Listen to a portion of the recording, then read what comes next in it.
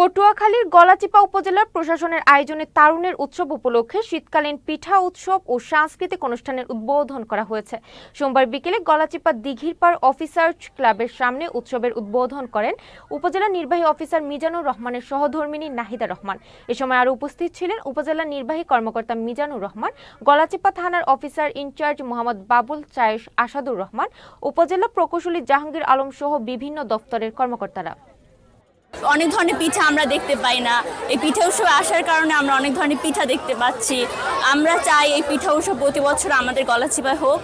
আসলে এই যে আমরা এখানে পিঠা উৎসবে আসছি, এখানে এসে আমরা নিজেদেরকে খুবই আনন্দিত মনে করতেছি।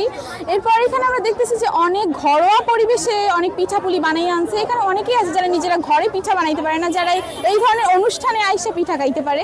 বিভিন্ন স্টল এখানে আছে, বিভিন্ন রকমের পিঠা থেকে শুরু করে জুলাই বিপ্লবের চিত্র প্রদর্শন এবং 2025-এ একটা খুব ভালো একটা উদ্যোগ। এটা খুবই উৎসাহ উদ্দীপনার মধ্য দিয়ে পিঠা উৎসব উপভোগ করছে, তারুণ্যের যে চিত্র প্রদর্শনী সেটি উপভোগ করছে এবং আমাদের সাংস্কৃতিক অনুষ্ঠান রয়েছে। গলাচিপার সর্বস্তরের মানুষ তারা আমাদের এই মনোজ্ঞ পিঠা উৎসব এবং আমাদের যে কালচারাল অনুষ্ঠান, সাংস্কৃতিক অনুষ্ঠান উপভোগ করবে। এই মেলার আয়োজনকে উপলক্ষে আমাদের পুলিশ সিকিউরিটি আছে, আমাদের পার্টি আছে, তারা থাকবে, নিরাপত্তা নিরবিচ্ছিন্নভাবে থাকবে।